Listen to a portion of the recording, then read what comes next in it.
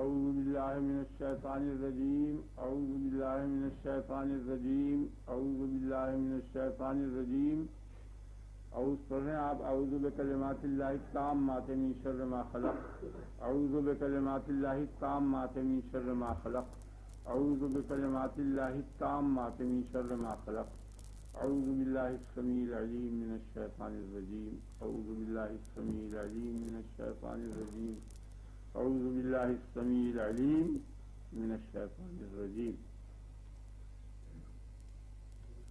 آگے آ جائیے ہے جگہ. ہاں آ جائیے اور اب بیٹھ رہیے.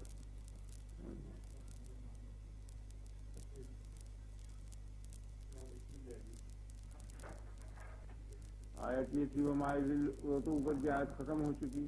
یضل بہ کثیرا و یہدی بہ کثیرا. اسی مثال سے بہت سوں کو گمراہ کر دیتا ہے اور بہت سوں کو ہدایت دے دیتا ہے. یہاں بہت سوں کے معنی یہ ہیں کہ فی ذاتی ہی بہت، ورنہ گمراہوں کے مقابل میں راہیاب جو ہیں وہ کم ہیں، مگر فی نفسی وہ بھی بہت کثیر ہیں. کثرت سے یہ مراد ہے. وہ یہ کہا کرتے تھے نا کہ ماذا اراد اللہ بہذا مسئلہ، اللہ نے کیا مراد لی ہے، کیا خیال کیا ہے. اللہ نے اس مثال کو بیان کر کے ایسے معمولی اور حقیر اور چیزوں کا ذکر کرتے تو اس کا جواب دیا اس نے کہ یضل بہ کثیرا و یہدی بہ کثیرا. اللہ نے یہ ارادہ کیا ہے کہ بہت سوں کو ہدایت کر گمراہ کر دے اس سے اور بہت سوں کو ہدایت دے دے. کہا تھا نا ماذا اراد اللہ بہذا مسئلہ. استہزان اور طعنن وہ کہتے تھے کہ اس قسم کی مثالوں سے مچھر کی اور مکڑی کی اور یہ ایسی معمولی مثالیں جو دی ہیں اللہ تعالیٰ نے، اس سے کیا ارادہ کیا. تو اللہ نے اس کا جواب دے دیا یضل بہ کثیرا.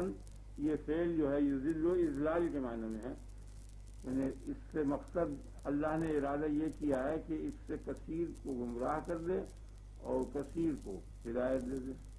یہ جواب دیا اور اس کے متعلق تقریر پیچھے ہو چکی ہے اور اس کا تتمہ کچھ آگے کی آیت میں آ بھی جائے گا. وما یضل بہ الا الفاسقین. اور اس مثال سے نہیں گمراہ کرتا مگر فاسقوں کو. اس مثال سے اس قسم کی مثالیں جو قرآن میں آئی ہیں ان سے کون لوگ گمراہ ہوتے ہیں؟ جو فاسق ہیں. فاسق کون ہیں؟ الذین ینقضون عہد اللہ من بعد میثاقہ، جو اللہ کے عہد کو توڑ دیتے ہیں اس کو مضبوط باندھنے کے بعد. وَيَقْطَعُونَ مَا أَمَرَ اللَّهُ بِهِ أَن يُوصَلَ.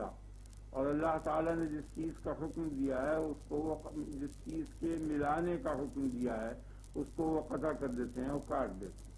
وَيُفْسِدُونَ فِي الْأَرْضِ. اور زمین میں اور ملک میں بدامنی اور بے امنی پھیلاتے ہیں، فساد کرتے ہیں. فساد کے معنی بدامنی یا بے امنی. اولئک هم الخاسرون. یہ بھی لوگ ٹوٹے میں ہیں. یہ آیت کا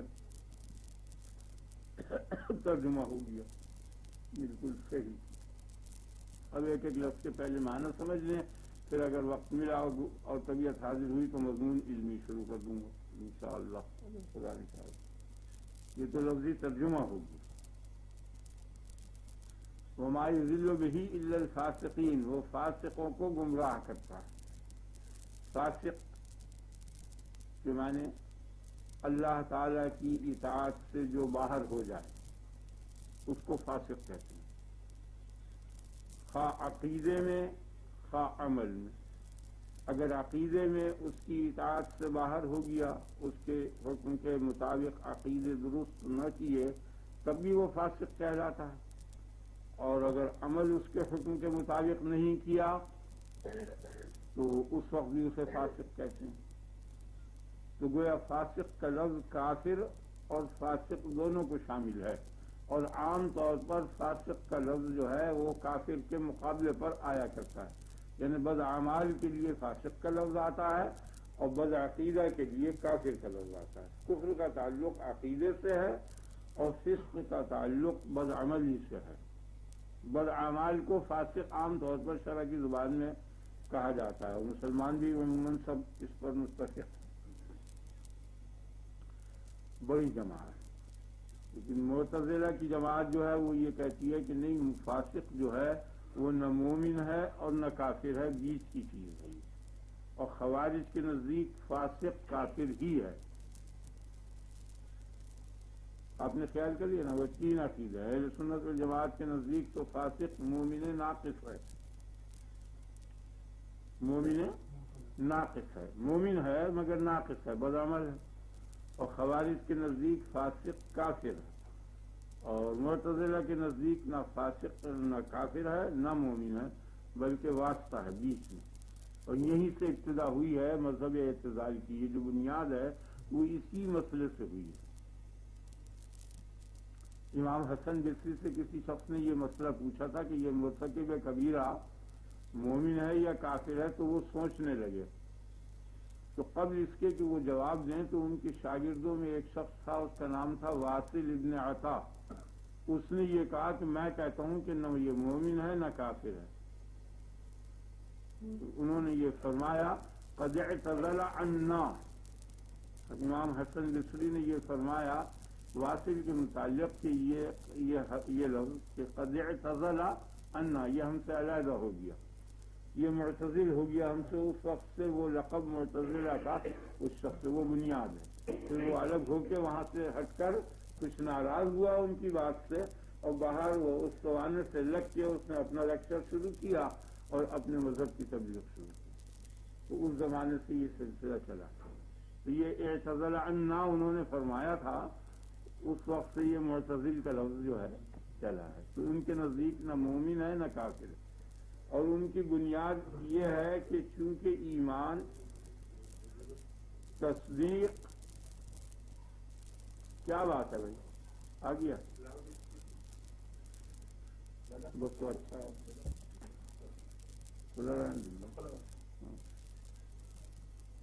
ہے. یہ لگاتے رہیں مگر بیچ میں کوئی صاحب بولے نہیں.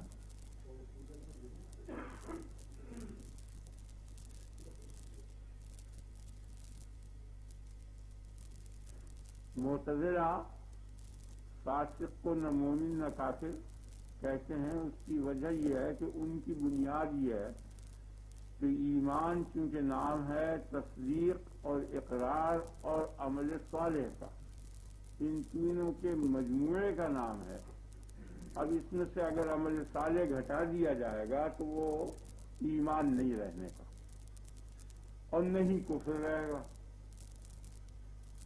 ایک جز کٹنے سے وہ ایمان نہیں رہے گا اور نہ وہ کفر رہے گا. اس بنیاد پر انہوں نے واسطے کا لفظ اختیار کیا کہ یہ درمیانی چیز ہے، نہ یہ ایمان ہے. ایمان ہوگا تو جبھی ہوگا کہ تصدیق قلب سے ہو اور زبان سے اقرار ہو اور عمل صالح سب مکمل ہو، تب ہوگا.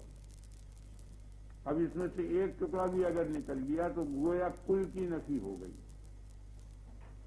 تو اس لیے نہ یہ مومن ہے اور کافر یوں نہیں ہے کہ اس میں تصدیق موجود ہے اس لیے کافر کہتے ہیں. اور خوارج کے نزدیک چونکہ معصیت کفر ہے، جیسے بئس اسم الفسوق بعد الایمان، ایمان کے بعد برا نام ہے بئس اسم الفسوق بعد الایمان. ایمان کے بعد فسق بچا، حالانکہ ایمان کے بعد کفر ہے، مقابل ایمان کے کفر ہے.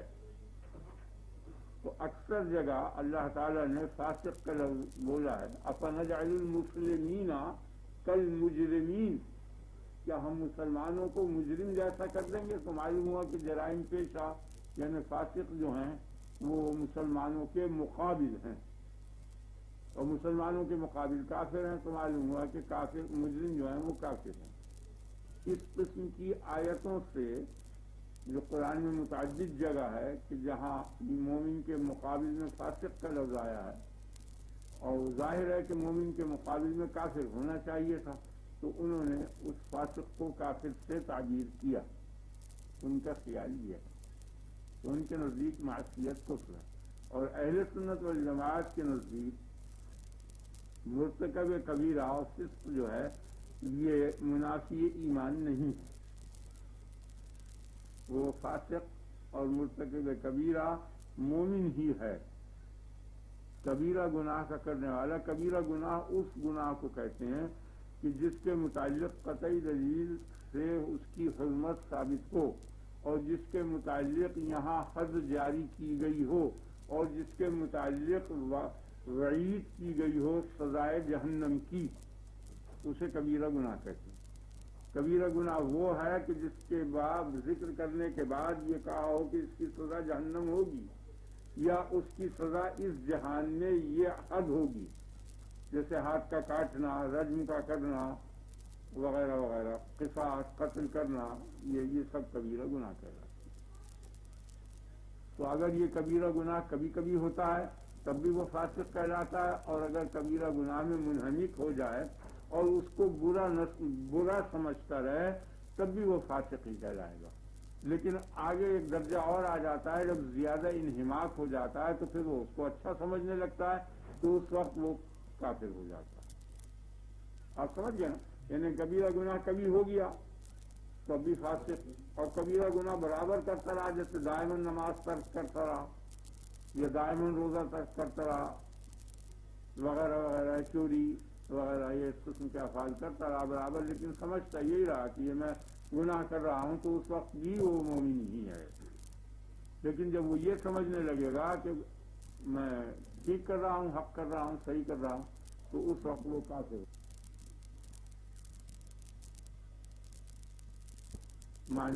کا جو اختلاف ہے یہ میں نے آپ کو بتایا۔ اب فاسق کی حقیقت کیا ہے، اس مسئلے کو غور کریں آپ اور سوچیں۔ ابھی چالو ہو گیا، یہ آواز جا رہی ہے باہر؟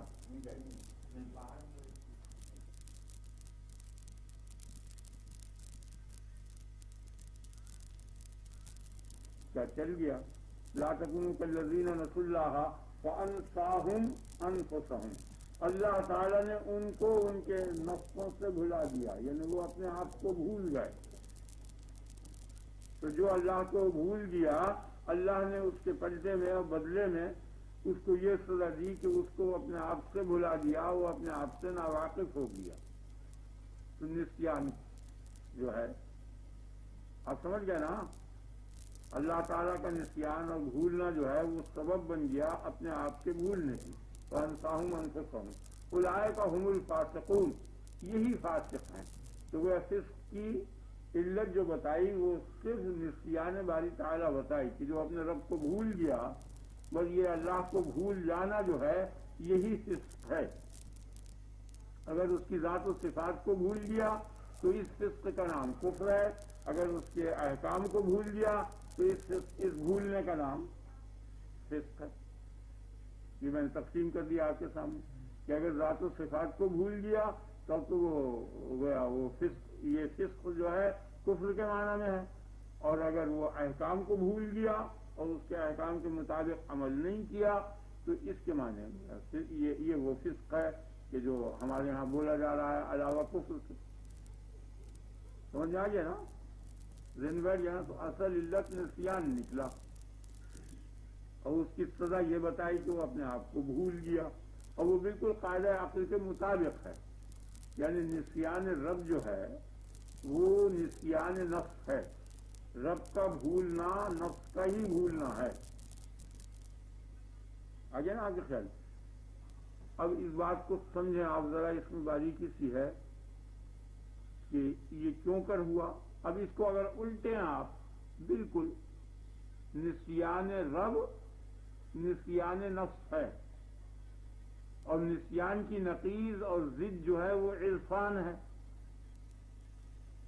نسیان کی ضد جو ہے عرفان ہے، اور ہم نے اس کو الٹا یعنی اس کی نقیض کا عکس کیا۔ تو جب اصل ثابت ہوگی، کوئی بھی بات دنیا میں آپ دیکھیں گے جب وہ ثابت ہوگی تو اس کی نقیض کا عکس بھی ثابت اور حق ہوگا، اور وہ بھی بالکل صحیح ہوگا۔ جس طرح عکس حق ہوتا ہے لیکن وہ عکس ہوتا ہے، اصل نہیں ہوتا۔ جیسے آئینے کے سامنے بیٹھ کے آپ حجامت بنوائیں، خط بنوائیں تو عکس آئے گا، اصل نہیں ہے، کیونکہ اصل ہو تو منہ ادھر ہو، اصل کا منہ تو ادھر ہے نا، یہ تو آئینہ رکھا ہوا ہے تو منہ ادھر ہونا چاہیے، تو جب وہ منہ ادھر نہیں ہوتا سامنے ہوتا ہے وہی معکوس ہوا، معکوس ہو گیا نا. لیکن عکس نقیض جو ہے وہ جو کا توں آتا ہے، بالکل اصلی ہوتا ہے. کیونکہ وہ جو آئینے میں عکس ہے، اگر پیچھے آئینہ لگا ہوا ہو تو وہ عکس اس آئینے میں منتقل ہوتا ہے.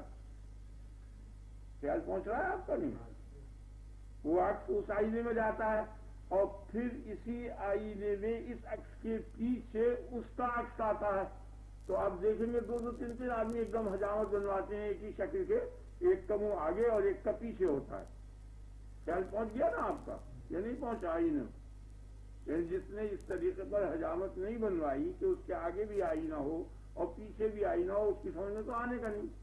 باقی جس نے اس طریقے پہ بنوائی ہو، یعنی ایک تو سامنے عکس آ گیا نا آئینے کے، اب اس عکس کا عکس اس پچھلے آئینے میں آیا ہے اور اس کا عکس جو ہے اس اصلی عکس کے پیچھے آیا. آپ کے خیال میں آ گیا نا؟ کیونکہ اس عکس کا جو عکس آئے گا تو اس عکس کا منہ ادھر ہے، پیٹھ ادھر ہے، تو اب اسی طریقے پر سامنے اس کا عکس آئے گا. آپ سمجھ گئے نا؟ سامنے عکس آنے کے بعد اب جو وہ منتقل ہوگا تو بالکل جس طرح آدمی اصلی حالت میں بیٹھا ہوا ہے اسی طرح اپنے آپ کو ایک تصویر ایک عکس چھوڑ کے دیکھ لے گا، بالکل اسی طرح سے، کیونکہ وہ اس کی نقیض اور اس کا مقابل ہو گیا. تو یہ چیز سمجھ میں آ گئی نا؟ مثال سے بہت آسانی سے سمجھ میں آ جاتی. تو عرفان نفس جو ہے وہ علت ہو گیا عرفان رب کی،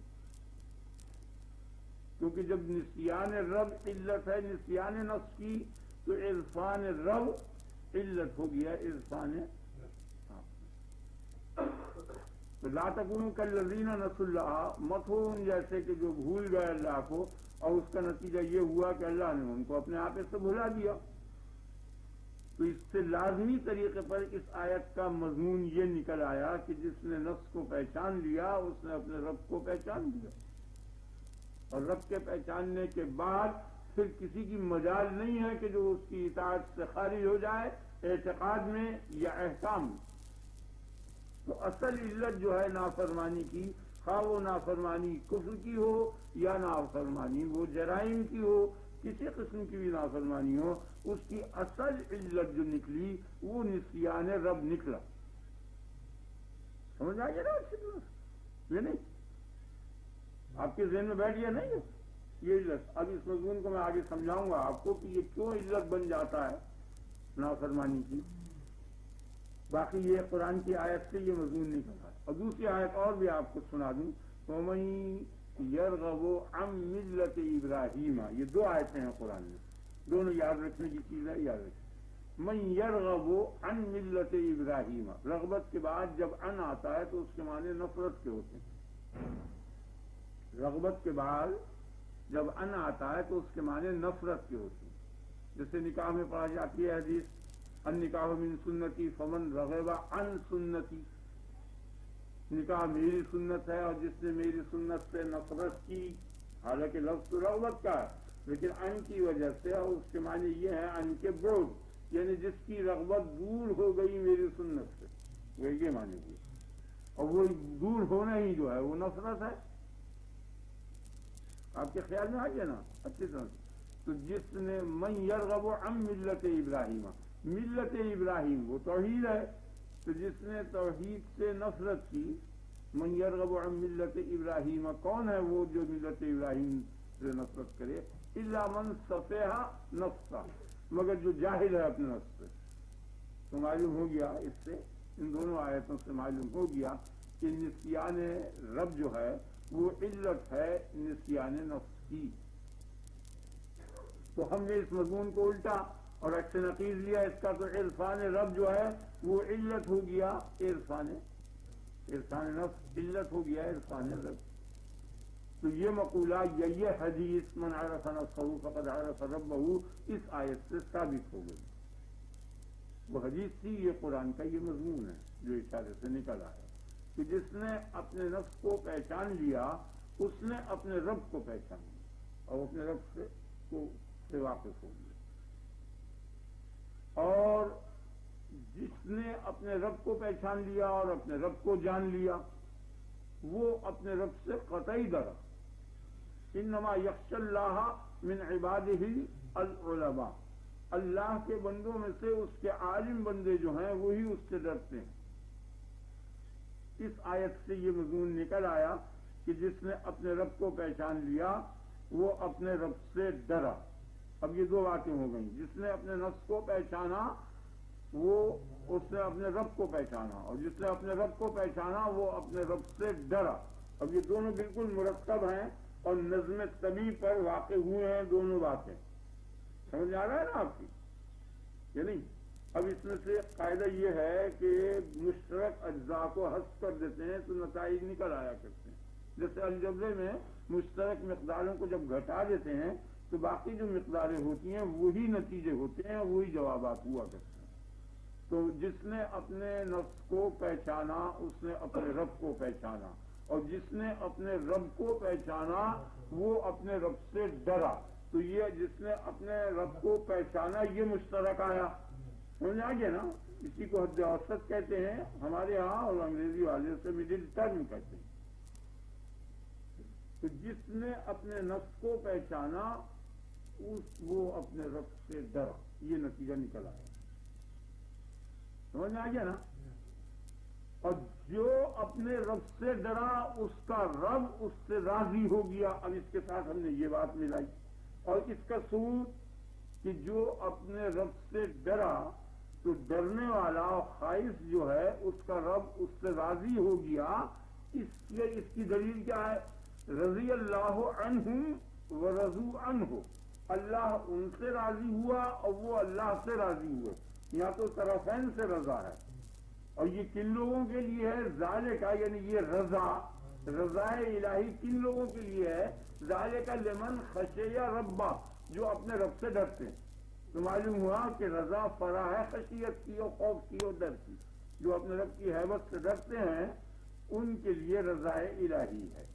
تو اب ہم نے اس بات کو اس نتیجے کے ساتھ ملا دیا۔ تو اب وہ نتیجہ کیا تھا کہ جس نے اپنے نفس کو پہچانا وہ اپنے رب سے ڈرا، اور جو اپنے رب سے ڈرا اس کا رب اس سے راضی ہو گیا۔ اب یہاں پھر وہی صورت بن گئی، وہی مشترک کی اس کو نکالا۔ تو جس نے اپنے نفس کو پہچانا وہ اپنے رب سے ڈرا، اور جو اپنے رب سے ڈرا یہ مشترک اجزاء تھے، ان کو نکال دیا، اس کا رب اس سے راضی ہو گیا۔ تو ادھر یہ ٹکڑا بچا جس نے اپنے نفس کو پہچانا، اور ادھر یہ ٹکڑا بچا کہ اس کا رب اس سے راضی ہو گیا۔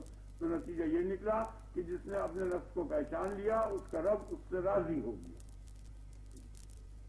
آگے نا آپ کے خیال؟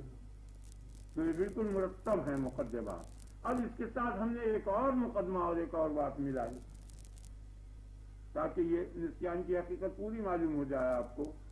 نافرمانی کیوں کر ہوتی ہے اور فرمانبرداری کیوں کر ہوتی ہے، عقلی طریقے پر میں آگے بیان کروں گا اگر خدا نے مجھے توفیق دی۔ اس کے ساتھ یہ ملائی کہ جس کا رب راضی ہو گیا، جس سے رب اس کا راضی ہو گیا، بس یہی اس کی بڑی مراد ہے، اور وہ فائز المرام ہے، اور یہی فوز عظیم ہے۔ یعنی رضا الہی جو ہے یہی فوز ہے، یہی بڑی کامیابی ہے، یہی مقصد اعلیٰ ہے۔ خدا کا خوش ہو جانا ہی بڑی مقصد ہے۔ اس کی دلیل یہ ہے وَرِضْوَانٌ مِّنَ اللَّهِ اکبر۔ تو یہ افعل التفضیل کا جو صیغہ آیا کرتا ہے اس کے بعد من محذوف ہوتا ہے اکثر، سمجھ آ گیا نا؟ یا لام کے ساتھ آتا ہے، یا من کے ساتھ آتا ہے، یا اضافت کے ساتھ آتا ہے، تین طریقوں سے آیا کرتا ہے۔ تو یہاں نہ لام کے ساتھ ہے نہ اضافت ہے، خالی اکبر ہے، سمجھ آ گیا؟ تو یہاں من کے ساتھ ہے، یعنی من کل شے، اس کے معنی یہ ہیں وَرِضْوَانٌ مِّنَ اللَّهِ اکبر۔ جیسے اللہ اکبر کہتے ہیں نا، تو اکبر کے کیا معنی؟ اکبر من کل شے، ہر شے سے بڑا ہے۔ تو رضوان من اللہ، رضوان میں جو دوسرا نون ہے یہ تحقیر کا ہے، حقارت کا، قلت کا، یعنی رضوان قلیل حقیر، بہت تھوڑا سا بھی اللہ کا راضی ہو جانا بہت ہی بڑا ہے ہر شے سے، یہ معنی ہوگا۔ بہت معنی عجیب ہوگا، اب ٹھیک ہوگا نا؟ رضوان حقیر من اللہ اکبر، اللہ کا حقیر راضی ہو جانا، تھوڑا سا راضی ہو جانا، کم سے کم راضی ہو جانا بھی بہت ہی بڑا ہے، سمجھ آئے؟ تو جس نے اپنے رب کو پہچانا اس کا رب اس سے راضی ہوا، اور جس کا رب اس سے راضی ہو گیا وہ بہت بڑے درجے پر ہے، تو جس نے اپنے نفس کو پہچان لیا وہ بہت بڑے درجے پر ہے، یہی نتیجہ نکل آیا تو تمام آیا خیال میں آ گیا نا آپ کو، دل بیٹھ گیا نا۔ اور عقلی دلیل یہ ہے کہ جب اپنے آپ کو پہچان، سب سے زیادہ جو اقرب چیز ہے وہ اپنی ذات ہے۔ جتنی بھی چیزیں ہیں، بیٹا، بیٹی، بیوی، دنیا، مکان، کائنات وغیرہ، سب سے مقدم وہ اگلی آیت میں اس کا ذکر آتا ہے کہ جو آپ کے سامنے آیت تلاوت کی ہے میں نے، اس خدا کی جو سب سے بڑی نعمت ہے وہ اپنی حیات اور اپنا وجود ہے۔ اگر کوئی خاص جذبہ نہ ہو تو اس وقت قریب سے قریب تر جیسے بیٹا ہے اس کی موت کا سوال آیا اور اپنی کا، اور کوئی جذبہ خاص نہ لاحق ہو گیا ہو تو اس وقت بھی یہی چاہے گا کہ میں بچ جاؤں۔ سمجھ آ گیا؟ کسی خاص جذبے کے ماتحت میں نہیں کہہ رہا، بعض جذبات ایسے ہوتے ہیں کہ وہ سب اپنے آپ کو ہلاک کر دیتا، بیٹے کو بچا دیتا، لیکن حقیقت یہ ہے کہ وہ اپنی ہی ذات ہے، اور وہ بیٹے سے جو محبت ہوتی ہے اس کی وجہ بھی یہی ہے کہ اپنی ذات چونکہ دائماً باقی نہیں رہتی۔ آپ سمجھ رہے ہیں نا، یہ سب حکمت کی باتیں ہیں، غور کر لینا چاہیے اور اس کو سمجھ لینا چاہیے۔ اصل مقصد جو ہے وہ اپنی بقا ہے، کیونکہ اپنے آپ باقی رہ نہیں سکتا، اس لیے اپنی وجود اور بقا کے قیام کے لیے ایک نائب مقرر کرتا ہے۔ سمجھا گیا نا؟ تو بیٹا وجود میں نیابت کرتا ہے باپ کی، وہ اس کا خلیفہ اور نائب ہوتا ہے، تو اس کے باقی رہنے کے معنی یہ ہیں کہ اپنی ذات اور اپنا تشخص چونکہ باقی نہیں رہنے کا، اس لیے وہ نوع جو ہے وجود کی وہ باقی رہے، اور اس بقا کا کی نیابت بیٹا کرتا ہے۔ یہ بنیاد ہے اس کی محبت کی، اور اگر یہ بنیاد نہ ہوتی تو کوئی بھی تعلق نہیں ہوتا۔ خیال نہ دینا اب کیوں؟ کیونکہ وہاں یہ سلسلہ جاری نہیں ہونے کا روز جزا، اس لیے وہاں بیٹے کو دیکھ کر کبھی گلے سے نہیں لگائے گا، بھاگے گا۔ بیٹا باپ سے، اور باپ بیٹے سے، اور بہن بھائی سے، اور بھائی بہن سے، اور میاں بیوی سے، بیوی میاں سے، کیونکہ وہاں یہ علاقے باقی نہیں رہنے کے، اس لیے کہ وہاں تو ہر ایک شخص کو بقا حاصل ہو جائے گی نا دائمی، تو وہ جو اسباب ہیں وہ سب سامنے سے ہٹ جائیں گے، حقیقت کھل جائے گی، اس لیے کوئی علاقہ نہیں باقی۔ کوئی نسب باقی نہیں رہنے کا جو یہ سور پھونکے گا، یہ اس سے پہلے پہلے ہے، یہ تعلق ہے، وہ انعامن ہے، ویسے اس طبیعت کا جذبہ نہیں ہے۔ خدا اپنے فضل و کرم سے الحقناہم بہم ذریتہم، ان کی ذریت کو ملا دے گا اگر وہ عمل صالح ہوئے جب، ہاں تو یہ تو محض جزان ہے اور اس کا فضل ہے، ویسے جذبہ نہیں ہے، یہ نہ ملا ہے تو کوئی بھی پرواہ نہیں ہوگی۔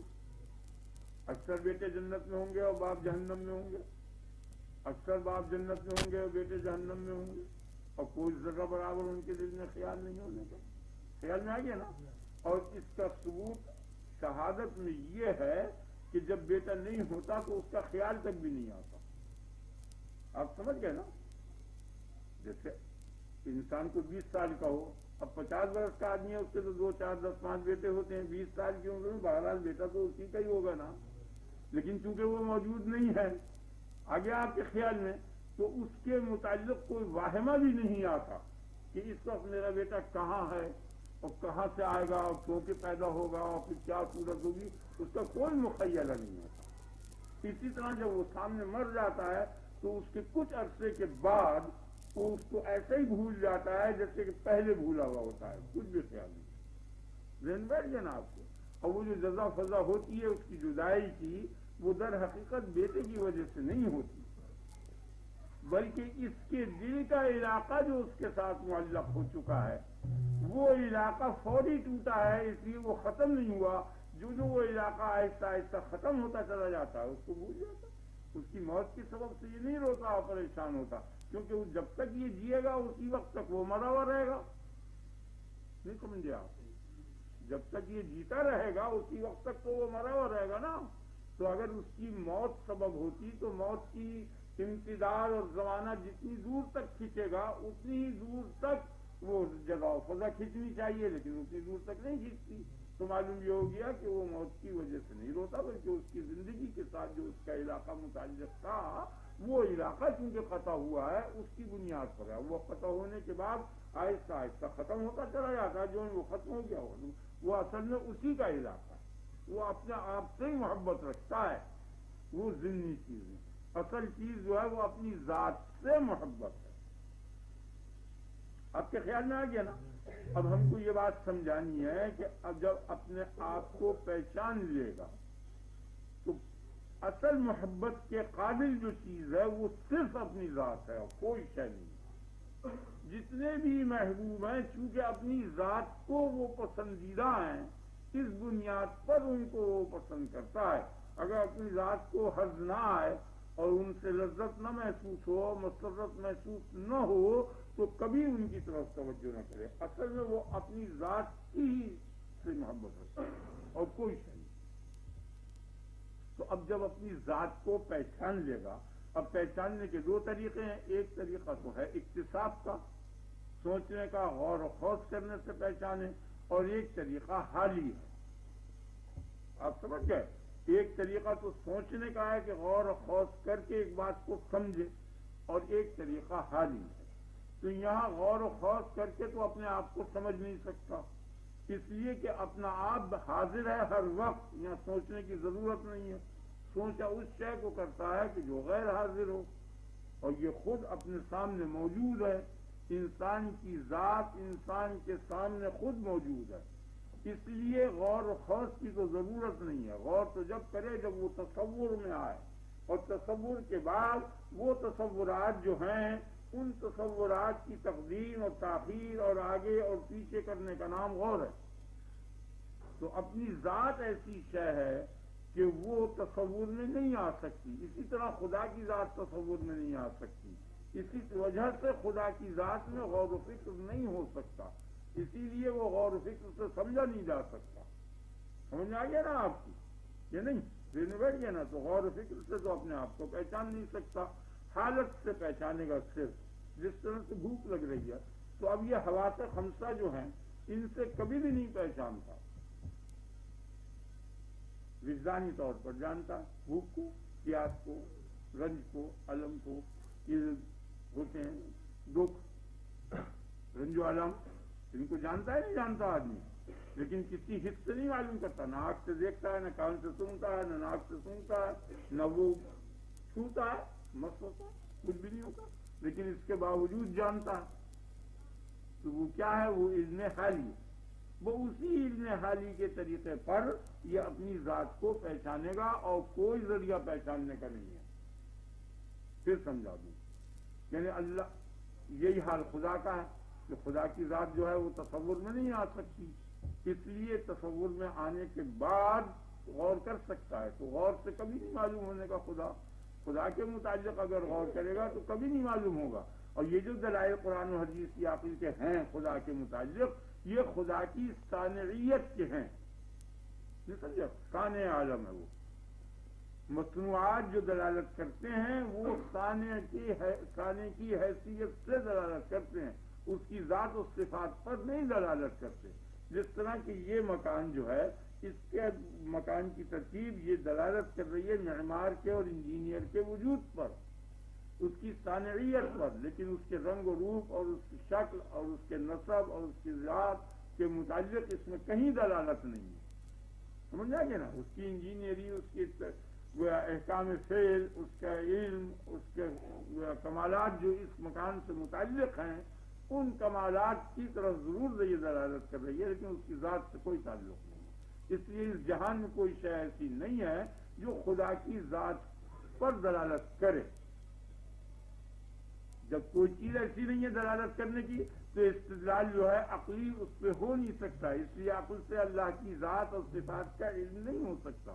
بالکل اسی طریقے پر انسان کی جو ذات ہے اور روح ہے اس کے متعلق بھی بالکل استدلال عقل سے نہیں ہو سکتا۔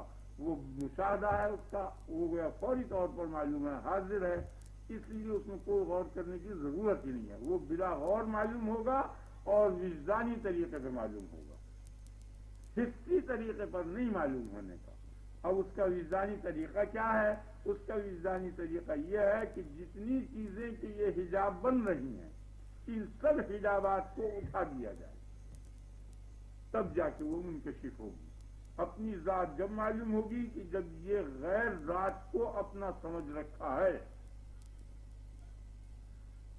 آپ نے کس شے کو اپنا سمجھ رکھا ہے؟ اس جسے کو سمجھ رکھا ہے نا، یہ آنکھ، یہ کان، یہ ناک، یہ دانت، یہ اگر اس کا صحیح حال ہو جائے کہ یہ تو گڑھے کے اندر ڈالا جائے گا اور سڑ جائے گا، پھر کو لہو بنے گا اور کیڑوں کی خوراک بنے گا، تو اس سے نفرت پیدا ہوگی نا، یہ نہیں ذہن بیٹھ گیا نا. جیسے پیٹ کے اندر کی چیزیں جو ہیں وہ اپنا سمجھ رہا ہے، لیکن جو ہی وہ بری شکل میں نکل جاتی ہیں گندی شکل میں تو ان سے کبھی لگاؤ نہیں رکھتا. پیٹ کے اندر تو رکھ لیتا ہے، نہیں سمجھا، باہر نکل اس کا صحیح علم ہو جاتا ہے تو اتنا بھاگتا ہے کہ کچھ حد نہیں، اس کی بو سے بھاگنے لگتا ہے. خیال رکھے نا. اب اسے پتہ نہیں یہ پورا جستا جو ہے اس سے زیادہ بدبودار ہو کر سڑ کے ختم ہو جائے گا. خیال رکھے نا کہ ساتھ میں یہ سرما سرائی یہ تمام قصہ ہو رہا ہے تو یہ پتہ نہیں ہے کہ سب سے پہلے یہ آنکھ کا جو نور ہے اسی کو کیڑا کھا جائے گا، کچھ نہیں بچنے کا، ایک کوئی چیز ہی باقی نہیں رہنے کی. تو یہ دھوکہ کھا گیا نا، اسی لیے کہا کہ لا یغرنکم الحیات الدنیا، تم کو دنیا کی زندگی فریب نہ دے دے، دھوکے میں نہ ڈال دے. یہ دنیا کی جو یہ موجود زندگی ہے اس کو دھوکے میں ڈال لئیے. یہ سمجھ رہا ہے کہ میں یہ ہوں، در حقیقت میں وہ یہ نہیں ہے، وہ اور چیز ہے. وہ جب اس کے فنا ہونے کے بعد بالکل صحیح و سالم باقی رہ جائے گی، وہ چیز ہے. خیال میں آ گیا نا. اب وہ جب معلوم ہوگی کہ جب اس سے قطع تعلق ہو، یا تو یہ بالکل ہٹ جائے، جیسے مر گیا تو مرتے ہی فوراً معلوم ہو جائے گا، اپنے آپ کو قطعی پہچان لے گا، لیکن اس وقت کا پہچاننا مفید نہیں ہے. سمجھ آ گیا نا. اس وقت پہچاننے کی ترکیب صرف یہی ہے کہ اس سے زیادہ بے تعلقی کرے تاکہ زیادہ سے زیادہ اس کی جھلک آ جائے. جو ہی اس کی حقیقت معلوم ہو جائے گی اسی وقت، چونکہ اپنی ذات سے سب سے زیادہ محبت ہے، اب پردے میں ہوتے ہوئے محبت کر رہا ہے تو بے پردہ جب وہ ہو جائے گی تو کتنی محبت ہو جائے گی. خیال رہے گا نا. آپ سمجھ گئے نا. تو اس کو پکڑے گا. جو ایک چیز معلوم ہی نہیں تو پکڑے گا کیا؟ اگر یہ معلوم ہو جائے کہ یہ ہے میری ذات، یہ ہے میرا اگالدان، تو پکڑ لیا، اب اسے کوئی چیز نہیں سکتا. اگر آپ کو اپنی ذات معلوم ہو جائے تو آپ قطعی اسے پکڑ لیں گے، پھر چیزنے کا نہیں، دائمی وجود حاصل ہو جائے گا. نہیں آپ کے خیال میں فنا نہیں ہو سکتی. پھر اس کے فنا نہ ہونے کی وجہ یہی ہے کہ آپ کو معلوم نہیں اور آپ اسے پکڑ نہیں سکتے. اور جو فرضی تدبیریں آپ کر رہے ہیں وہ دھوکے کی زندگی کو پکڑنے کی تدبیر کر رہے ہیں. وہ جتنا آپ اس کو پکڑ رہے ہیں اتنا ہی وہ جلد اس کے قریب آ رہے ہیں فنا ہونے کے. جو اسباب اس کے روکنے کے کیے جا رہے ہیں اسی قدر آپ اس کے قریب آتے چلے جا رہے ہیں. مثلا یہ کھانا ہے، پینا ہے، کپڑا ہے، لباس ہے، مکان ہے، یہ سب اسباب بقائے زندگی کے ہی تو ہے نا. تو جتنی دیر آپ نے یہ اسباب اختیار کیے بقا کے، اتنی ہی بقا اس حصے میں سے گھٹ کر اور قریب آ گئے آپ موت کے.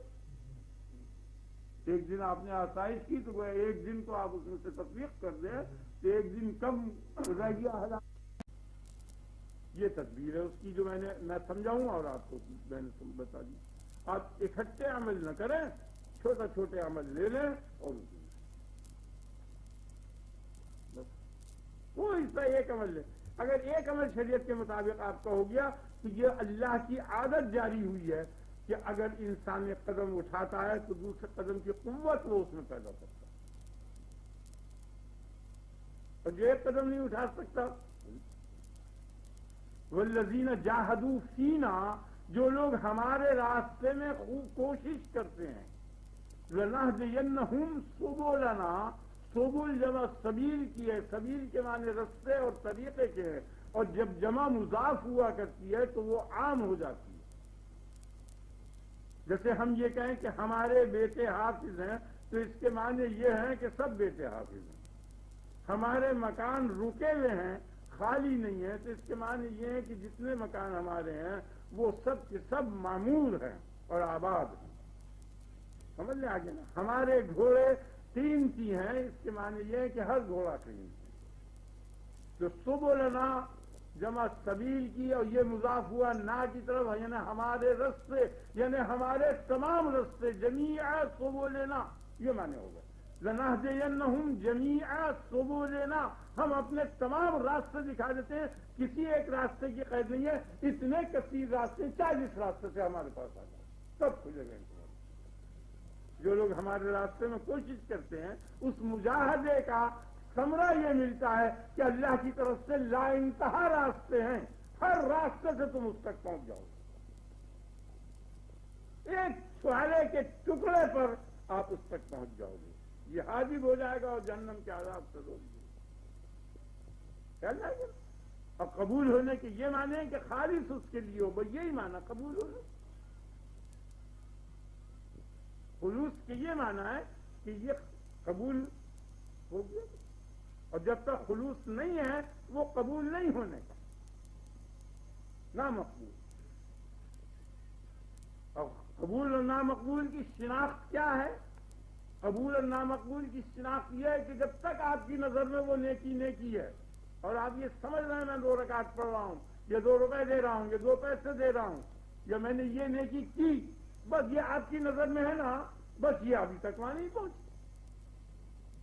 کیونکہ ہم نے بارہا دیکھا ہے جب کسی کو تحفہ رئیس کو یا امیر کو یا کسی کو دینا بھیجا تو کہا اور خادم کے ہاتھ بھیجا، اس کو راستہ بتایا، دیکھو وہ سامنے نیم کا درخت ہے اور اس کے برابر والی کوٹھی ہے، اس میں جا کے صاحب کو یہ تحفہ یا یہ بقرعید کا گوشت یا جو بھی کچھ ہے یہ دیا ہو، پر ہم کھڑے نہیں. تو اب جب تک وہ جا رہا ہے اور ہماری نظر میں آ رہا ہے اس وقت تک وہ صاحب تک نہیں پہنچا. جب وہ نظروں سے پوشیدہ ہو گیا ہم کو علم ہو گیا کہ وہ صاحب تک پہنچ. الہ یصعد الکلم، یہی فرمایا اللہ تبارک و تعالی، والعمل الصالح یرفعہ. جو نیک عمل ہے وہ اس تک پہنچ جاتا ہے، وہ واپس نہیں آتا، وہ آپ کی نظر میں نہیں رہنے کا. جب آپ بھول گئے اس کو اور آپ کی نظر ہٹ گئی اس سے تو سمجھ لو جس کے لیے کیا تھا وہاں تک وہ پہنچ گیا، اور جب تک وہ آپ کے دھیان میں ہے تو وہ ابھی نہیں پہنچا وہاں.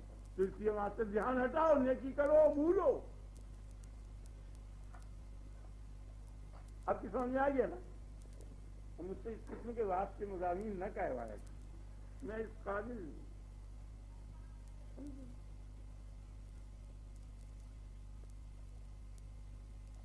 یہ دنیا کی مذمت اور وعظ کے مضامین اور یہ ایسی چیزیں جو ہیں یہ کوئی اللہ کا نیک بندہ بیان کرے تو وہ زیادہ مفید ہو.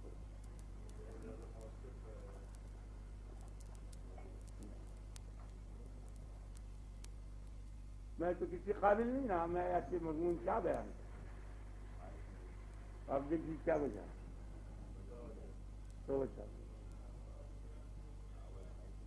تو آج آیت کی تفصیل ہے جی. اب اگر شروع کروں گا تو 5 بج جائیں گے، 1 گھنٹہ.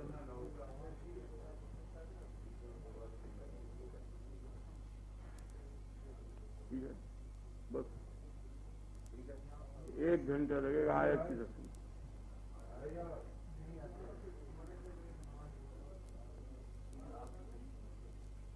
اور جی میری طبیعت تو 5 مہینے سے خراب ہے اور آپ اندازہ نہیں کر سکتے اتنی سخت تکلیف ہوتی ہے، اور کم سے کم تکلیف ہر وقت رہتی ہے. یعنی کہ کیا بتاؤں گا، ایک بہت ہی گرم گوکھرو آگ میں لال کر کے تپا دیں آپ، اور اس کو تپا کے گوکھرو سمجھتے ہیں نا، وہ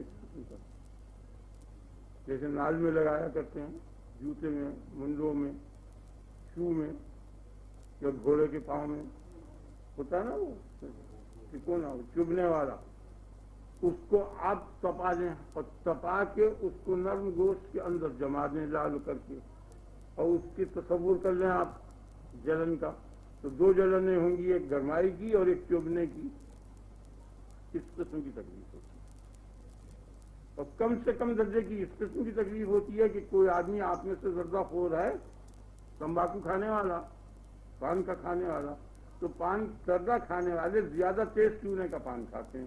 میں بھی، آپ سمجھ گئے نا، بلکہ اوپر سے چونا چاٹتے ہیں. پہلے زمانے میں دستور تھا کوکین کھانے کا، تو اس میں کوکین ایک دوا ہوتی تھی، جرمنی سے آیا کرتی تھی، تو وہ زیادہ چونے سے نکھر جاتی تھی اور اس میں لعاب صحیح پیدا ہوتا تھا. اب یہ آپ لوگوں کو پتہ ہوگا جن کی عمر زیادہ ہیں، وہ ہمارے زمانے میں بکتی تھی، وہ اس پر جرم تھا، وہ اس کو گیا کھانا ممنوع حکومت نے کر دیا. تو سنا ہوگا آپ نے کوکین کا، تو وہ چونے سے نکھرتی تھی، تو وہ کوکین کھانے والوں کے ہوٹ یہ سب پھٹ جایا کرتے تھے، اور وہ مٹھاس کھاتے تھے اور مرچ نہیں کھا سکتے تھے. آپ سمجھ گئے نا؟ تو اب جب زیادہ چونے سے منہ پھٹ جائے اور بڑی شدید بھوک لگ رہی ہو اور تیز مرچ کا سالن ہو گرم جلتا ہوا، نہیں سمجھا، اور اول کا حصہ لقمے کا ہاتھ میں ہو، وہ انگلیوں کو نہ لگے، اگلا حصہ اس میں ڈوبے، کیونکہ اگر گرمی محسوس ہو گئی تو وہ تدارک کرے گا نہیں کھانے کا، اور بھوک ہو شدید اور بہت ہی مزیدار وہ شوربہ ہو، شوربہ نہیں بلکہ لعاب ہو، اور ڈبو کے وہ منہ میں رکھ لے۔ اس میں حکمت یہ ہے کہ بد مزہ ہو تو تھوک دے، وہ مزہ تو روک رہا ہے اس کو کہ تھوکا نہ جائے، نہیں سمجھا؟ اب بد مزہ ہوتا تو فوراً تھوک دیتا، منہ کٹا ہوا ہے اور تیز مرچ کا سالن ہے، اب جو اس کٹاؤ پر وہ مرچ لگتی ہے میں گرمائی کے، نہیں سمجھا، اور لذت کی وجہ سے اسے تھوک نہیں سکتا اور گرمائی کی وجہ سے نگل نہیں سکتا، تو اس کٹے ہوئے میں ایک ایسی تکلیف ہوتی ہے جسے میں تو جانتا ہی ہوں کہ میرا منہ پھٹتا ہے اور اکثر ہوتی ہی رہتی ہے، اور آپ لوگوں میں سے بھی جس کا منہ پھٹتا ہوگا اس کو یہ ہوگی، اس کو کوئی 100 گنا بڑھا لیجیے، اس قسم کی تکلیف ہوتی ہے۔ آج صبح سے میں دکان پر نہیں بیٹھ سکا، تو میرے بیٹے نے کہا تم گھر جا کے لیٹ جاؤ، میں 1 منٹ یا 2 منٹ ٹھہر کے گھر چلا گیا۔ صبح تو سمندر کے کنارے پر بھی گیا، کچھ نہیں ہوا، کھانا بھی پورا نہیں کھایا گیا۔ وہ بیان کرنے میں دھیان ہٹ جاتا ہے نا، اس لیے دھیان ہٹ جاتا ہے تو تکلیف محسوس نہیں ہوتی۔ بالکل یہی حال ہے کہ وہ عروۃ بن زبیر کے کینسر تھا، انہوں نے نماز پڑھنی شروع کر دی، کینسر کا انہوں نے آپریشن کر دیا، انہیں معلوم بھی نہیں۔ حضرت عروہ تھے زبیر کے بیٹے، جب آپریشن کیا نماز پڑھتے کر دیا جزا نے، اور کچھ بھی نہیں معلوم، تو وہ اس وقت نماز میں خدا کی طرف متوجہ تھے، اس لیے انہیں بدن کا دھیان ہی نہیں تھا، کر دیا۔ یہاں بھی یہ ہوتا ہے، یہاں بھی اگر کلور فارم کر دیں تو کیا ہے، بالکل آپ کاٹ دیں برابر روزانہ ہوتے ہیں یہ، بالکل یہ صورت ہے۔ جب خدا سے صحیح تعلق ہوتا ہے، خدا کی محبت میں غرق ہوتا ہے یا اس کی عظمت جلال کا تصور ہوتا ہے تو کوئی تکلیف بھی نہیں محسوس ہوتی۔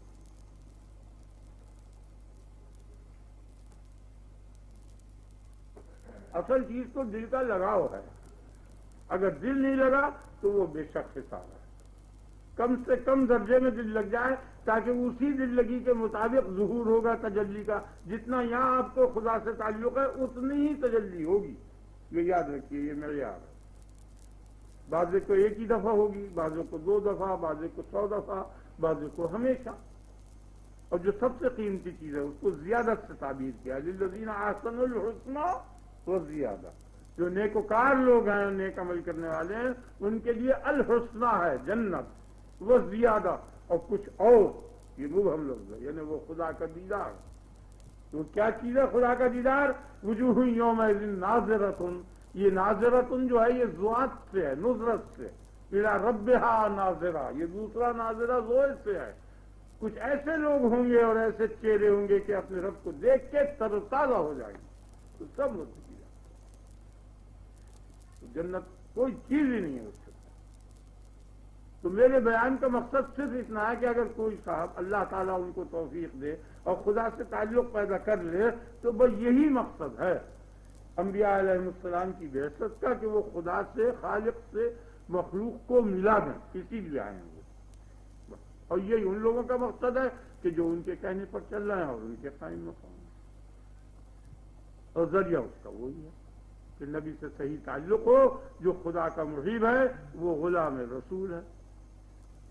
اب سمجھ گئے نا، خدا سے براہ راست جو تعلق ہوتا ہے وہ ہوا ہے، وہ خواہش نفسانی ہے، یا الفاظ دیگر شیطنت ہے، وہ نبی کے واسطے سے تعلق ہوگا، خود نبی کے واسطے سے ہٹ کے ہو ہی نہیں سکتا تعلق، وہ فرضی چیز ہے،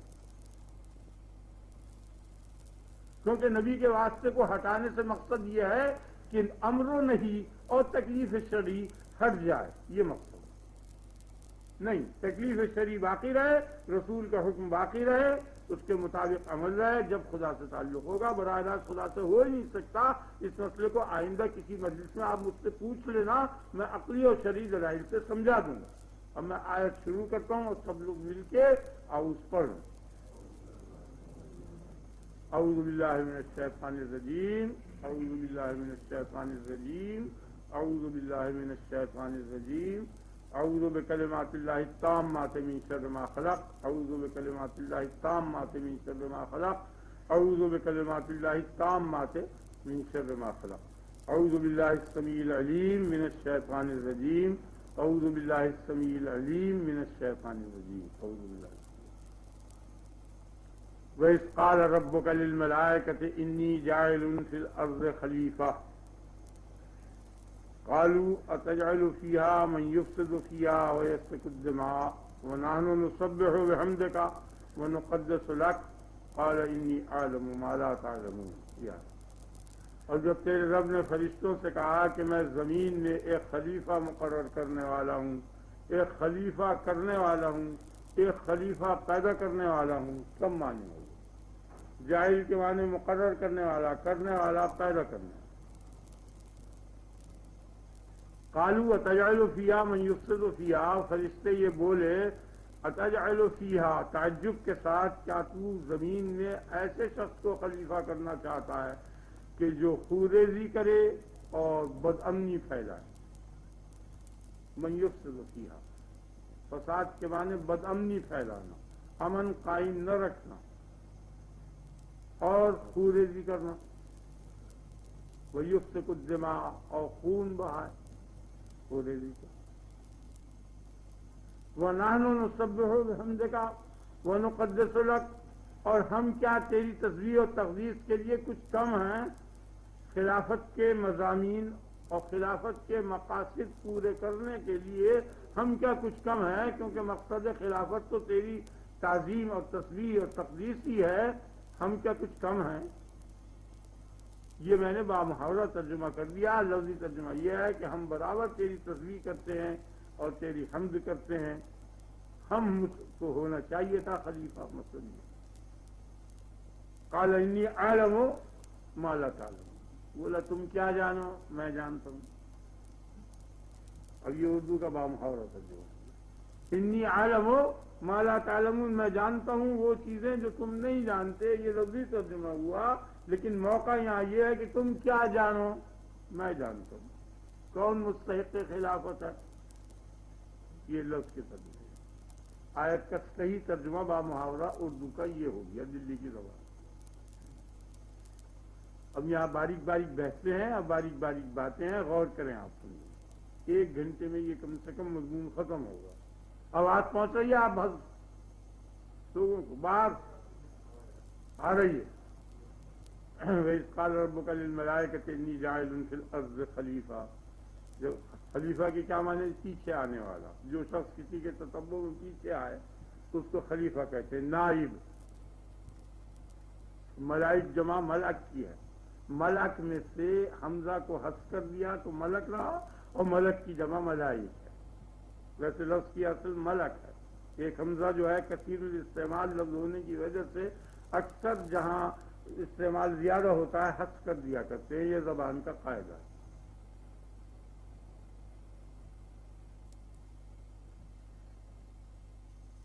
اب ایک بات تو یہاں یہ سمجھنی ہے کہ فرشتوں نے اللہ تعالیٰ پر یہ اعتراض کیا کہ تو ایسے شخص کو پیدا کرے گا کہ جو زمین میں فساد کرے اور خوریزی کرے۔ ایک مضمون تو یہ سمجھ لیا، تو یہ اعتراض نہیں ہے۔ جو لوگ یہ کہتے ہیں کہ فرشتوں سے غلطیاں ہوتی ہیں اور گناہ کرتے ہیں، انہوں نے اس کو اعتراض پر محمول کیا۔ ایک جماعت یہ کہتی ہے فرشتے گناہ کرتے ہیں، اور انہوں نے اسی آیت سے استدلال کیا ہے کہ یہ سب سے بڑا اعتراض ہے کہ اللہ تعالیٰ پر، سب سے بڑا گناہ ہے کہ اللہ تعالیٰ پر اعتراض کرے کہ تو ایسے شخص کو پیدا کرتا ہے کہ جس میں یہ گناہ ہو، یہ گناہ ہو، اور جو ایسے نیک لوگ ہیں کہ جو ہر وقت تیری تسبیح و تقدیس کریں ان کو تو محروم کرتا ہے۔ یہ تان ہے خدا کی حکمت اور مشیت اور اس کے فیض میں۔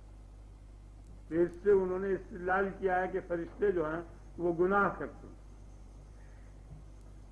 لیکن یہ واقعہ غلط ہے۔ اللہ تبارک و تعالی نے فرمایا یخافون ربهم من فوقهم ویفعلون ما یؤمرون، وہ اوپر والے رب سے ڈرتے ہیں، اوپر سے ہر وقت ان کو اپنے رب کا خوف ہے، اور جو ان کو خدا کا حکم ہوتا ہے وہ کرتے ہیں۔ امر الہی کے خلاف وہ نہیں کرتے، اس لیے ان کی پاکی اللہ تعالیٰ نے بیان کر دی اور برات، غلطی وہ نہیں کرتا، گناہ وہ نہیں کرتا.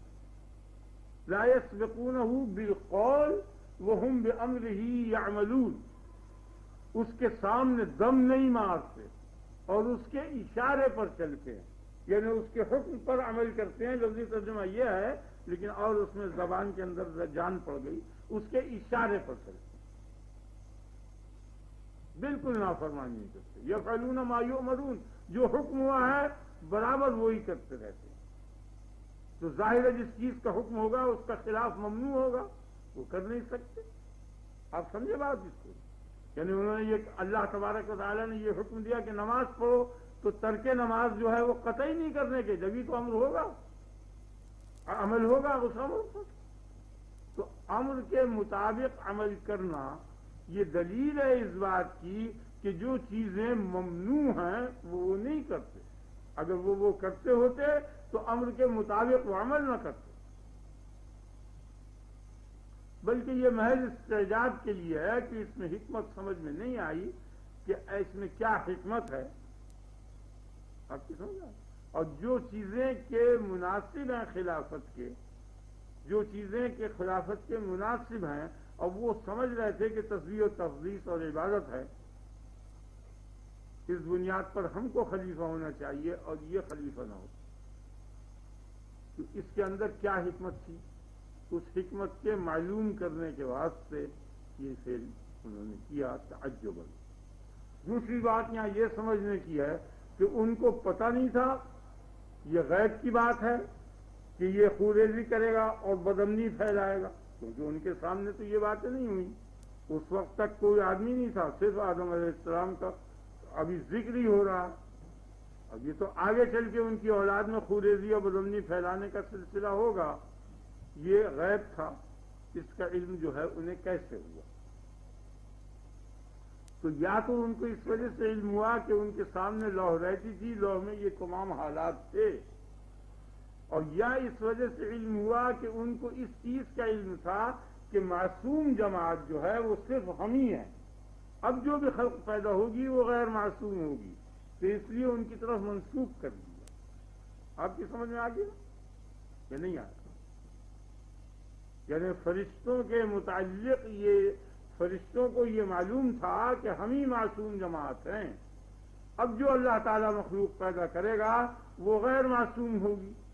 یا لوح میں انہوں نے دیکھا کہ انسان جو ہے، انسان کی ذریات یہ خوریزی کرے گی اور فساد کرے گی، یا اللہ تعالیٰ نے ان کو خبر دی، جیسے کہ کہا انہوں نے سبحانک لا علم لنا الا ما علمتنا، تو پاک ہے ہمیں کچھ معلوم نہیں بجز اس کے کہ جو تو نے ہم کو بتایا اور معلوم کرایا. تو یہ ان کے اس قول سے بھی پتہ چلتا ہے کہ اللہ تعالیٰ نے انہوں نے خبر دی. اور یا اس خیال سے انہوں نے یہ بات کہہ دی کہ یہ خوریزی کرے گا اور گناہ کرے گا کہ دو جماعتیں ہیں، ایک ملائے اعلیٰ آسمانی جماعت، ایک زمینی جماعت. آسمانی جماعت میں خیر ہی خیر ہو رہا ہے، زمینی جماعت اس کی ضد ہے، اس لیے اس میں خیر نہیں ہونے کا، خیر محض نہیں ہونے کا. یہ چار وجہ ہو سکتی ہیں کہ اس طرح سے انہیں قیاس کر کے یہ کہہ دیا، اور اللہ کو معلوم ہے کہ کیوں کر انہوں نے کہا. بہرحال یہ چار ہی وجہ. وَنَحْنُ نُسَبِّحُ بِحَمْدِكَ وَنُقَدِّسُ لَكَ، اور واو یہ حال کا ہے، حالت یہ ہے حالانکہ ہم تسبیح کرتے ہیں تیری، بحمدک تیری حمد کے ساتھ. یہ بے جو ہے مع کے معنی میں ہے، مع حمدک، یعنی حال ہے، یہ حال ہے. یہ حالانکہ ہم تسبیح کرتے ہیں تیری حمد کے ساتھ، یعنی میں حمد کے تیری تسبیح کرتا ہوں. ذرا حال کہ ہم اس حالت میں کہ ہم تسبیح کے ساتھ تیری حمد کو ملا لیتے ہیں، خالی تسبیح نہیں. وَنُقَدِّسُ لَكَ، اور تیری تقدیس کرتے ہیں. تقدیس کے معنی ہیں، تسبیح کے معنی ہیں، اللہ تعالیٰ کی تسبیح کے معنی ہے اللہ تعالیٰ کی ذات و صفات کو برائی سے دور کرنا. ہم قریب تفصیل اس کی آ جائے. اور تقدیس کے معنی ہے اس کے فعل کو برائی سے دور کرنا. تسبیح کے معنی ذات سے اور صفات کو برائی سے دور کرنے کے، اور تقدیس کے معنی اس کے فعل کو برائی سے دور کرنا. قال انی اعلم ما لا تعلمون، اس نے کہا میں جانتا ہوں تم کچھ نہیں جانتے، یا وہ چیزیں جو تم نہیں جانتے، یا تم کیا جانو میں جانتا ہوں کون مستحق کے خلافت ہے. اور یہ اگلی آیت میں اس کی تفصیل آ جائے. اب یہاں تصویر کے معنی سمجھیں، اب بہت ہوشیاری اور غور سے سمجھو، بالکل دھیان کان لگاؤ، اور اگر تم دیکھو کہ وقت ہو گیا تو مجھے اجازت دے دو، میں ختم کر دوں. نہیں پوری بحث تک اگر کفتا گئے یا نہیں سنا تو کچھ فائدہ نہیں.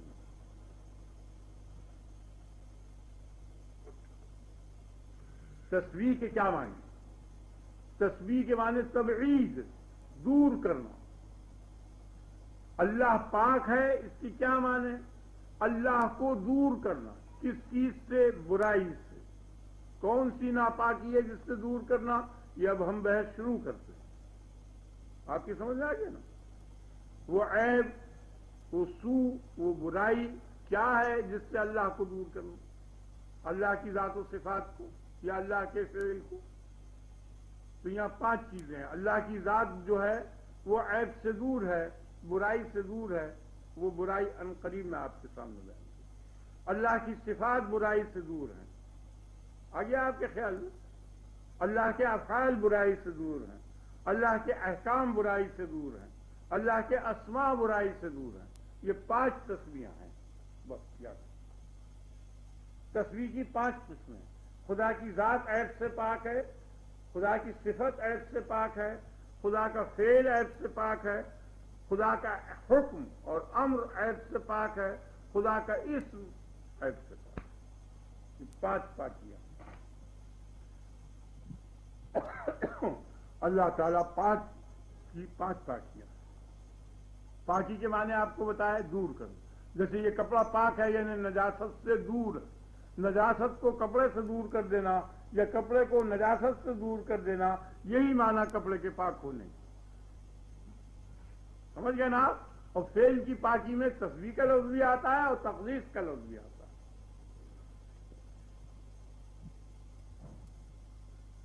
خیال میں آ گیا؟ آپ سمجھ رہے ہیں؟ آواز باہر جا رہی ہے آپ آپ کو پہنچ رہی ہے؟ بس. اب اللہ تبارک و تعالی کی ذات پاک ہے، اتنا ٹکڑا آج آپ سمجھ لیں. اب آپ یہاں 2 باتیں سمجھیں کہ اللہ کی ذات پاک ہے. اللہ کی ذات کیا چیز ہے؟ وہ بالکل وجود محض ہے، خالص وجود. ایک تو وہ وجود ہے کہ جس وجود کے اندر عدم کی قابلیت ہے، اور ایک وہ وجود ہے کہ جس وجود میں عدم کی قابلیت، صلاحیت، استعداد نہیں ہے. اللہ کے معنی سمجھ لیں آپ. اللہ کسے کہتے ہیں؟ اس وجود کو کہتے ہیں کہ جس وجود میں عدم کی قابلیت نہ ہو، نہ بالفعل اور نہ بالقول، کسی قسم کی قابلیت. وہ وجود محض کہ جس کے اندر عدم کی قابلیت نہیں ہے، بس وہی وجود اللہ ہے. اور جس وجود میں عدم کی قابلیت ہے یا جس عدم میں وجود کی قابلیت ہے، اسی کو ممکن کہتے ہیں، مخلوق کہتے ہیں. اب ہم بھی تو موجود ہیں، لیکن ہمارا وجود اس قسم کا ہے کہ اس وجود کی تہ میں عدم موجود ہے. یہ قابلیت کے معنی ہے، استعداد کے معنی ہے. یعنی اس کے اندر مضمر ہے عدم، یہ فنا ہو سکتا ہے. اور جو وجود فنا نہ ہو سکے، وتوکل علی الحی الذی لا یموت، اس حی پر، وہ صاحب حیات جو ہے اس پر بھروسہ کر کہ جس میں صلاحیت موت نہ ہو، اسی کو خدا کہتے ہیں. تو اب 3 چیزیں ہو گئی. ایک تو وجود خالص، اور ایک عدم خالص، اور ایک ایسا وجود کہ جس میں عدم کی قابلیت ہے، ایک ایسا عدم جس میں وجود کی قابلیت ہے. یہ دونوں کے دونوں ممکن کہلاتے ہیں. اور جو عدم خالص ہے، جس میں وجود کی قابلیت ہی نہیں ہے، اس کو محال اور ممتنع کہتے ہیں. اور جس وجود میں عدم کی قابلیت نہ ہو، نہ بالفعل عدم ہو، نہ بالقوہ عدم ہو، اس وجود کو واجب الوجود کہتے ہیں، وہی خدا کی ذات ہے۔ لفظوں کے معنی سمجھ میں آ گئے نا، کہ ایسا وجود ہے کہ جس کے اندر نہ بالفعل عدم ہے اور نہ بالقوہ عدم ہے، نہ قابلیت ہے عدم کی، نہ فعلیت اور تحقق ہے عدم کا۔ تو عیب کیا ہے؟ عیب جو ہے وہ عدم خالص ہے، عیب جو ہے وہ عدم ہے جس میں وجود کی قابلیت ہے، عیب وہ ہے جو وہ وجود ہے کہ جس میں عدم کی قابلیت ہے۔ یہ تین عیب، عدم خالص اور وہ وجود جس میں عدم کی قابلیت ہوئی اور وہ عدم جس میں وجود کی قابلیت ہوئی، سمجھ گئے نا؟ تو تینوں کے تینوں عدم میں مشترک ہیں۔ بات سمجھ میں آ رہی ہے یا نہیں آ رہی؟ یعنی عدم خالص میں عدم موجود ہے اور وہ عدم جس میں وجود کی قابلیت ہے اس میں عدم موجود ہے، اور وہ وجود کی جس میں عدم کی قابلیت ہے اس میں بھی عدم موجود ہے۔ تو در حقیقت عدم عیب ہوا اور وجود ہنر ہوا، وہ حسن ہوا۔ ناپاکی کیا ہے؟ عدم ہے۔ برائی کیا ہے؟ عدم ہے۔ اور دلیل اس کی حصی مشاہدہ، کہ جتنی بھی تکلیفیں ہیں وہ سب ذریعہ بنتی ہیں عدم اور موت کا۔ نہیں سمجھے؟ اگر کوئی تکلیف موت کا ذریعہ نہ بنے تو اس کی پرواہ نہیں کرتا۔ جیسے لاؤہا، ناخن چوہا نہیں، کچھ پرواہ نہیں ہوئی ہے، کیوں؟ کہ یہ تکلیف کبھی بھی موت کا ذریعہ نہیں بن سکتی، لیکن اتنا ہی بچھو کا ڈنک لگ جائے اگر یہ بھیڑ کا ہے، اور اس میں بھی اتنی تکلیف ہوتی ہے جتنی اس ناخن کے چبونے میں ہوئی ہے، کیونکہ وہ ذریعہ بنتا ہے موت کا، اس لیے اس کی اہمیت ہو گئی۔ آپ سمجھ گئے نا؟ تو در حقیقت نفرت کے قابل اور ڈر کے قابل اور بھاگنے کے قابل اور برائی جس چیز کی ہے، کوئی شخص نہیں چاہتا مرنا، اور موت عیب ہے، عدم عیب ہے۔ سمجھ گئے نا؟ یہ نہیں اصلی عیب کیا ہے؟ عدم۔ تو اللہ تعالیٰ عیب سے پاک ہے، اس کے معنی یہ ہے کہ تینوں قسم کے عدم اس میں نہیں ہے۔ یہ اللہ تعالیٰ کی ذات، سمجھ میں آ گیا؟ یعنی نہ عدم خالص ہے، خالص عدم ہو تو ہو ہی نہیں، آگے دلیل بیان کروں گا۔ نہ ایسا عدم ہے کہ جس میں ہونے کی قابلیت ہو، نہ ایسا وہ وجود ہے اللہ تعالیٰ کا کہ جو بر سکے، عدم کی قابلیت ہو۔ تو تینوں میں عدم موجود ہے، خواہ خلوص کے ساتھ ہو یا بے خلوصی کے ساتھ ہو، قوی ہو یا ضعیف ہو، ہر صورت میں عدم عیب ہے۔ تو وہ عدم سے پاک ہے، تو وجود محض ہو گیا۔ آگے نا اور امکان کی نفی ہو گئی۔ آگے نا آپ کے خیال میں امکان کی نفی ہو گئی، یعنی نہ اس میں امکان ہے نہ اس میں امتناع اور استحالہ ہے، محال ہے، بلکہ وہ واجب ہے۔ یہ معنی اس کا واجب ہونا ہی اس کی ذات کا پاک ہونا ہے۔ سمجھ آئے گا؟ اب دلیل کی تقریر باریک ہے، اسے سمجھو اور کہ جو شے کسی دوسری شے کے مقابل ہو، ایک چیز جب دوسری چیز کے مقابل ہو، اس طریقے کا تقابل ہو کہ وہ دونوں جمع نہ ہو سکیں اور وہ ان دونوں سے خلو نہ ہو سکیں، نہ خالی ہو سکیں اور نہ جمع ہو سکیں۔ یہ سمجھ میں آئی بات نہیں؟ جیسے سفید اور سیاہ ہے، یہ دونوں جمع تو نہیں ہو سکتے کہ ایک ہی کپڑا سفید بھی ہو سیاہ بھی ہو، لیکن ہو سکتا ہے کہ کپڑا نیلا ہو، کالا ہو، تو زرد ہو، تو یہ نہ سفید ہے نہ سیاہ، خالی ہو سکتا ہے، وہ ضد کہلاتی ہے۔ لیکن ایسے دو مقابل کہ جس میں سے ایک مقابل دوسرے مقابل کے ساتھ نہ جمع ہو سکے اور نہ خالی ہو سکے، سمجھ گئے؟ اسے تناقض کہتے ہیں، سمجھ گئے؟ نقیض کہلاتا ہے۔ یہ کامل مقابل ہے۔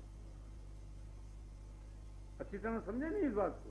یعنی جیسے ہونا نہ ہونا، ہونا نہ ہونا، تو یہ نہیں ہو سکتا کہ کوئی شے ہو بھی اور نہ بھی ہو، اور نہ یہ ہو سکتا ہے کہ نہ ہو اور نہ ہو، دونوں باتیں نہیں ہو سکتی، یا ہوگی یا نہیں ہوگی۔ سمجھ میں آ گیا؟ آپ سمجھ گئے نا؟ یہ نہیں سمجھے؟ اور وضاحت کروں، یعنی ہونا نہ ہونے کی نقیض ہے۔ ہونا نہ ہونا دونوں ایسی چیزیں ہیں کہ نہ دونوں یہ جمع ہو سکتی ہیں، سے ان کا محل خالی ہو سکتا ہے۔ ہر شے یا ہوگی یا ایسی ہوگی کہ نہ ہو، ایسی نہ ہو، سمجھ رہے ہیں؟ یہ نہیں ہو سکتا کہ نہ ہو، اور نہ یہ ہو سکتا ہے کہ نہ ہو، بلکہ ایک بات ہوگی، یا ہوگی یا نہیں ہوگی، نہ اجتماع ہوگا نہ ارتفاع ہوگا، اسے ارتفاع کہتے ہیں، خالی نہیں ہوگا۔ تو ہر نقیص اپنی نقیص سے غایت درجے بعید ہوتی ہے۔ بڑی باریک بات ہے اور بڑی اچھی بات ہے، آپ نے خیال فرمایا؟ یعنی وجود جو ہے وہ عدم سے اتنا دور ہے کہ اس بعد کا کوئی اندازہ نہیں ہو سکتا ہے؟ اور جبکہ اللہ تعالیٰ کا وجود جو ہے خالص وجود ہے، تو خالص وجود کی نقیض نخالص وجود ہوگا۔ اب بہت کوشش تو کر رہا ہوں سمجھانے کی، نخالص بولتے ہیں نا اردو والے، یعنی اس کی نفی۔ وہ کون ہوگا؟ خالص وجود نہ ہو، اس کی کیا صورت ہوگی؟ یا خالص عدم ہوگا تو خالص وجود نہ ہوا، یا ایسا وجود ہوا کہ جس میں عدم کی صلاحیت ہے تو خالص وجود نہ ہوا، یا ایسا عدم ہوا کہ جس میں وجود کی صلاحیت ہے تو خالص وجود نہیں ہوا۔ ہر صورت میں وہ اس کی نقیض ہوگی۔ تو ہر نقیض دوسری نقیض سے انتہائی بعید ہے، کیونکہ اللہ تبارک و تعالی خالص وجود ہے اور یہ سب کے سب جو ہیں اس کے نقائض ہیں، اس لیے ان سب سے وہ بعید ہوگی۔ یہ دلیل کی تقریر۔ اور اس بات کا ثبوت کہ اللہ تعالی کے لیے جو یہ لفظ استعمال کیا، اللہ پناہ میں رکھے، خالص وجود کا، جس کی شریعت نے اجازت نہیں دی ایسے الفاظ کے بولنے کی، لیکن بہرحال سمجھانے کے لیے یہ کہا جا رہا ہے۔ وجود محض، یہ جو شروع قصہ وحدت الوجود کا نکلا تھا، وہ اسی قسم کی شاخ ہے۔ اس کی دلیل کیا ہے خالص وجود کی؟ کہ خالص وجود موجود ہے واقع میں۔ غور کیجئے، آپ سب مل کے غور کرو کہ نخالص وجود موجود ہے۔ نخالص گھی اگر موجود ہو ملونی کا، وہ دلیل ہوتا ہے خالص کی، کیونکہ خالص میں کچھ زائد چیزیں جب ملا دی جاتی ہیں تو وہ مل کر نخالص ہوتا ہے نا، یا نہیں؟ تو نخالص وجود موجود ہے جس میں صلاحیت ہے عدم کی۔ سمجھ میں آ گیا؟ آپ سمجھ رہے ہو نہیں سمجھ رہے؟ نہیں سمجھ میں آتی؟ سمجھ میں نہیں آتی؟ ارے میں کوئی سی شے ایسی لے لو کہ جو مکسچر ہو، جو ملونی کی ہو، جس میں آمیزش ہو، تو آمیزشی وجود جو ہوا کرتا ہے وہ دلیل اس بات کی ہوتا ہے کہ غیر آمیزشی یعنی خالص وجود موجود ہے۔ اگر وہ نہ ہو تو اس میں اس کے بغیر وہ مل کے بن کیسے سکتا ہے؟ نہیں سمجھا؟ تو اگر خالص وجود نہیں ہونے کا تو یہ نخالص وجود زمین، آسمان، سورج، چاند ہے، نباتات، جمادات، حیوانات، ملائکہ وغیرہ وغیرہ، یہ جتنے ہیں یہ سب نخالص وجود ہیں۔ یہ کیسے بن سکتے ہیں؟ خالص وجود میں کچھ آمیزش ہوئی، جب جا کے یہ آمیزشی وجود بن گیا۔ یہ خالص وجود نہیں ہے، نہیں سمجھا آپ؟ تو نخالصی موجود ہیں، اس کا آپ کو یقین ہے، تو نخالصی ہو نہیں سکتا جب تک کہ خالص نہ ہو، اور وہی خالص وجود جو ہے ان کا خالق ہے، وہی خدا پاک کی ذات ہے۔ تو ہمارے میں سے ہر ذرہ اس کے وجود پر دلالت کر رہا ہے۔ کائنات کا ہر ذرہ جو نخالصی وجود ہے، جو غیر خالصی یا آمیزشی وجود ہے، وہ اصلی وجود پر برابر ہر ذرہ دلالت کر رہا ہے۔